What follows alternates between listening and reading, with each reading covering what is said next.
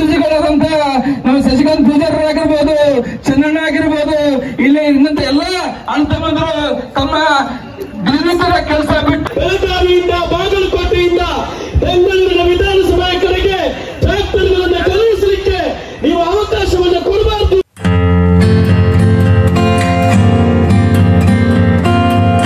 Hi friends, ನಮಸ್ಕಾರ ಎಲ್ಲರಿಗೂ. ನೋಡಿ, ಗುರ್ಲಾಪುರದಲ್ಲಿ ಹೋರಾಟ ನಡೆದಿತ್ತಲ್ಲ ರೈತರ ಬಗ್ಗೆ, ಅಲ್ಲಿ ಮಂಗಳೂರಿಂದ ಕೂಡ ಒಬ್ಬರು ಬಂದಿದ್ರು. ತುಂಬ ಚೆನ್ನಾಗಿ ಮಾತಾಡಿದ್ರು ರೈತರ ಹೋರಾಟದ ಬಗ್ಗೆ. ಮತ್ತು ಅವರು ರೈತರು ಏನೇನೆಲ್ಲ ನೀವು ಮಾಡಬಾರ್ದು, ಅಂದರೆ ಸರ್ಕಾರ ಬೆಲೆಯನ್ನು ನಿಗದಿ ಮಾಡೋ ತನಕ ಅಂತ ಹೇಳಿ ತುಂಬ ಚೆನ್ನಾಗಿ ಮಾತಾಡಿದ್ದಾರೆ ನೋಡಿ.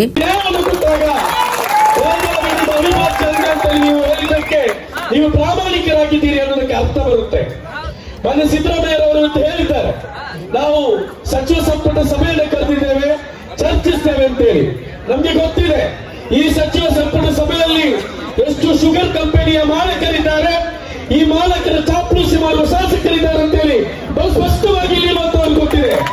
ನೀವು ನ್ಯಾಯವನ್ನು ಕೊಡುವುದಿದ್ರೆ ಅವರು ಯಾರದ್ದು ಕೂಡ ಮಾತಿಗೆ ಕಿರಿಕೊಡದೆ ಈ ಮಣ್ಣಿನಲ್ಲಿ ಬೆಳೆಯನ್ನು ಬೆಳೆಯುವಂತಹ ಪ್ರತಿಯೊಬ್ಬ ಅನ್ನದಾತರ ನೈಜವಾದಂತಹ ಕೂಗು ಏನಿದೆ, ಈ ಕೂಗಿಗೆ ನೀವು ಸ್ಪಂದಿಸಬೇಕು.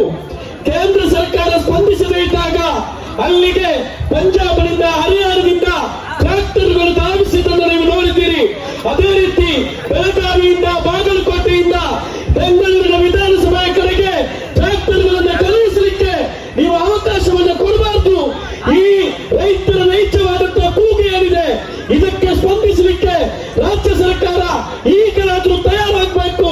ಸಿದ್ದರಾಮಯ್ಯನವರೇ ಮಾತಿಗೆ ಹೇಳ್ತೀರಿ, ನಾನು ಮಣ್ಣಿನ ಮಗ ಅಂತೇಳಿ, ನಾನು ರೈತರ ಬಂಧು ಅಂತ ಹೇಳ್ತೀರಿ. ಇದನ್ನು ನಿಮ್ಮ ಕಾರ್ಯ ಪ್ರವೃತ್ತಿಯಲ್ಲಿ ನೀವು ಮಾಡಿ ತೋರಿಸಿ.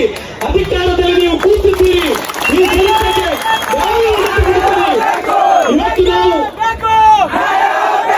ಇವತ್ತು ನಾವು ಹತ್ತರಿಗಳಲ್ಲಿ ಪ್ರತಿಭಟನೆಯಲ್ಲಿ ಭಾಗವಹಿಸಿ ಬಂದೆವು.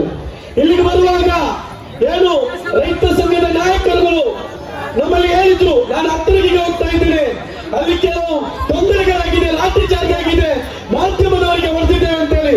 ಮಾಧ್ಯಮದವರಿಗೆ ಅವರಿಗೆ ಲಾಠಿ ಚಾರ್ಜ್ ಮಾಡುವ ಮೂಲಕ, ಹೋರಾಟಗಾರರನ್ನು ಬಂಧಿಸುವ ಮೂಲಕ, ಹೋರಾಟದ ಮೇಲೆ ಕೇಸುಗಳನ್ನು ದಾಖಲಿಸುವ ಮೂಲಕ ರೈತರ ಹೋರಾಟಗಳಲ್ಲಿ ನಿಂತು ಹೋಗುತ್ತೆ ಅಂತೇಳಿ ರಾಜ್ಯ ಸರ್ಕಾರ ಭಾವಿಸಿದ್ರೆ ಇದು ನಿಮ್ಮ ಕುರುಡು ಕನಸು. ನ್ಯಾಯ ಸಿಗುವ ತನಕ ಇಂತಹ ಹೋರಾಟಗಳಲ್ಲಿ ರಾಜ್ಯದ ಹಲವು ನಾಗರಿಕರು, ಹಲವು ಸಂಘಟನೆಗಳು, ವಿವಿಧ ಪಕ್ಷಗಳು ಕೈ ಜೋಡಿಸುತ್ತೆ. ಖಂಡಿತವಾಗಿಯೂ ಈ ಒಂದು ವೇದಿಕೆಯಲ್ಲಿ ನಾವು ಬಹಳ ಸ್ಪಷ್ಟವಾಗಿ ಅಂತ ಇರುವಂತಹದ್ದು, ಎಸ್ಡಿಪಿಐ ರಾಜ್ಯ ಕಾರ್ಯದರ್ಶಿಯಾಗಿ ಇವತ್ತು ನಾನು ಮಂಗಳೂರಿಂದ ಬಂದಿದ್ದೇನೆ. ನಮ್ಮ ರಾಜ್ಯಾಧ್ಯಕ್ಷರು ನಿನ್ನೆ ಘೋಷಣೆಯನ್ನು ಮಾಡಿದ್ದಾರೆ, ಈ ಹೋರಾಟಕ್ಕೆ ನಾವು ಬೆಂಬಲ ನೀಡಿದ್ದೇವೆ ಅಂತೇಳಿ. ಇದು ಕೇವಲ ನೈತಿಕವಾದಂತಹ ಹಿಂಬಾಗಿಲಿನ ಬೆಂಬಲವಲ್ಲ, ಈ ಹೋರಾಟದಲ್ಲಿ ಪ್ರತಿಯೊಂದು ಹಂತದಲ್ಲೂ ರೈತರೊಂದಿಗೆ ನಾವು ಇರುತ್ತೇವೆ ಅನ್ನೋದನ್ನ ಬಹಳ ಸ್ಪಷ್ಟವಾಗಿ ಈ ಒಂದು ವೇದಿಕೆಯನ್ನು ಹೇಳಿಕೆ ಬರ್ತಾ ಇದ್ದೇನೆ. ಈ ರೀತಿಯ ನೋಡಿ, ರೈತರ ಹೋರಾಟ ನಡೆದಾಗ ತುಂಬಾ ಜನ ಊಟಕ್ಕೆಲ್ಲ ಹೆಲ್ಪ್ ಮಾಡಿದ್ದಾರೆ. ಕೆಲವೊಬ್ಬರೆಲ್ಲ 50,000 ಎಲ್ಲ ದಾಸೋಹ ಮಾಡಿದ್ದಾರೆ.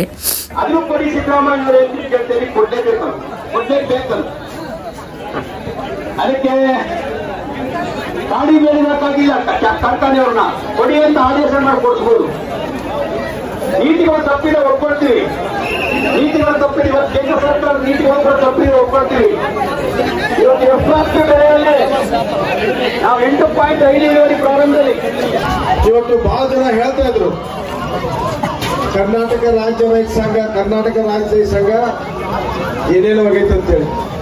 ಆದ್ರೆ ಇವತ್ತು ಕರ್ನಾಟಕ ರಾಜ್ಯ ರೈತ ಸಂಘ ಕರ್ನಾಟಕದಲ್ಲಿ ಮತ್ತೊಮ್ಮೆ ಮರು ಹುಟ್ಟು ಪಡೆದ ಹೇಳಕ್ ಇಚ್ಛೆ ಪಡ್ತಾ ಇದ್ದೀನಿ ನಾವು.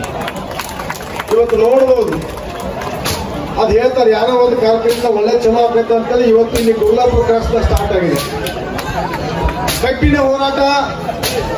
ಇದು ಇವತ್ತಿನಲ್ಲ, 2013 ಯಾವಾಗ ಕರ್ನಾಟಕ ಕಬ್ಬು ನಿಯಂತ್ರಣ ಮಂಡಳಿ ಜಾರಿಗೆ ಬಂತು, ಆವತ್ತಿನ ನಮಗೆ ಮೋಸ ಹೆಚ್ಚಾಗ್ತಾ ಇದೆ.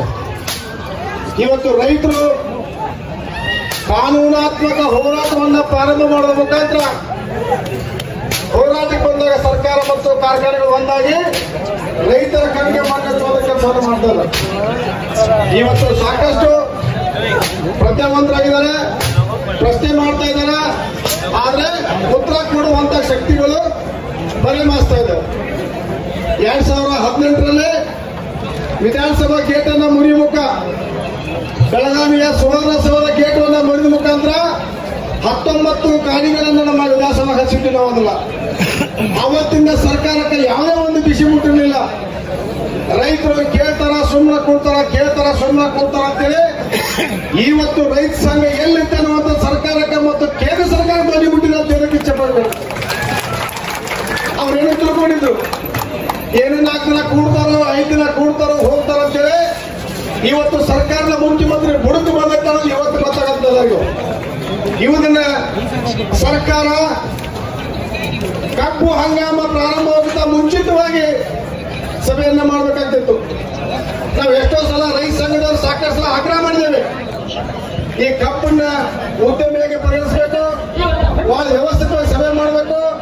ಒಂದು ಸರ್ಕಾರದ ಸಂವಿಧಾನಬದ್ಧ ಸಂಸ್ಥೆಯಲ್ಲಿ ನೀವು ವರ್ಷಕ್ಕೆ ಕೇವಲ ಸಭೆ ಮಾಡ್ತೀರಿ ಅಂತಂದ್ರೆ ನಿಮಗೆ ನಾಚಿಕೆ ಆಗಬೇಕನ್ನೋ ಮಾತನ್ನ ಸರ್ಕಾರನ ಪತ್ರ ಬರೆದು ಕೂಡ ಸಾಕಷ್ಟು ಸಲ ಹೇಳಿದ್ದೆ ನಾವು. ಇವತ್ತು ಸರ್ಕಾರ ಗೊತ್ತಾಗಿದೆ, ಇಲ್ಲಿ ನೀವು ಅಷ್ಟೇ ಕೂತಿಲ್ಲ, ಕರ್ನಾಟಕ ರಾಜ್ಯಾದ್ಯಂತ ಜನ ಹಾದಿ ಬೀದಿ ಸರ್ಕಲ್ ವೃತ್ತದಲ್ಲಿ ಧರಣಿ ಮಾಡ್ತಾ ಇದ್ದಾರೆ.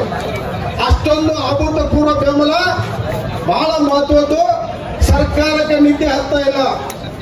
ಇವತ್ತಿನ ಸಭೆಯಲ್ಲಿ ಕೂಡ ಒಬ್ಬರ ಮೇಲೆ ಮಾತಾಡುವಂತ ಚೈತನ್ಯ, ಮೋದಿ ಮೇಲೆ ಅವರಂತ ಒಂದು ಕಳೆ ಕಾಣಲಿಲ್ಲ. ಅದಕ್ಕಾಗಿ ಇವತ್ತು ಇಲ್ಲಿ ಬೆಳಗಾವಿಯಿಂದ ಇಡೀ ಮೂಲೆಯಿಂದ ಜನ ಅಲ್ಲೂ ಸರ್ಕಾರ ರಸ್ತೆಗೆ ತಲೆ ಮಾಡ್ತಾರೆ. ನಿನ್ನೆ ಗುರೂಜಿಯವರು ಆದೇಶ ಮಾಡಿದ್ರು, ಸರ್ಕಾರ ಒಂದು ವಿನಂತಿ ಮಾಡ್ಕೊತಾ ಇದೆ, ಅವ್ರಿಗೆ ಗೌರವಿಸಬೇಕು. ಅದಕ್ಕಾಗಿ ಅವ್ರಿಗೆ ಒಂದು ಅವಕಾಶ ಮಾಡೋಣ ಅಂತ ಸಂಬಂಧವಾಗಿ ಇವತ್ತು ರಸ್ತಾಂತರ ಚಳವಳಿ ಬಹಳ ಯಾರೂ ಮಾಡಿಲ್ಲ, ಕೆಲವೊಂದಷ್ಟೇ ಮಾಡ್ತಾರೆ ಅಷ್ಟೇ.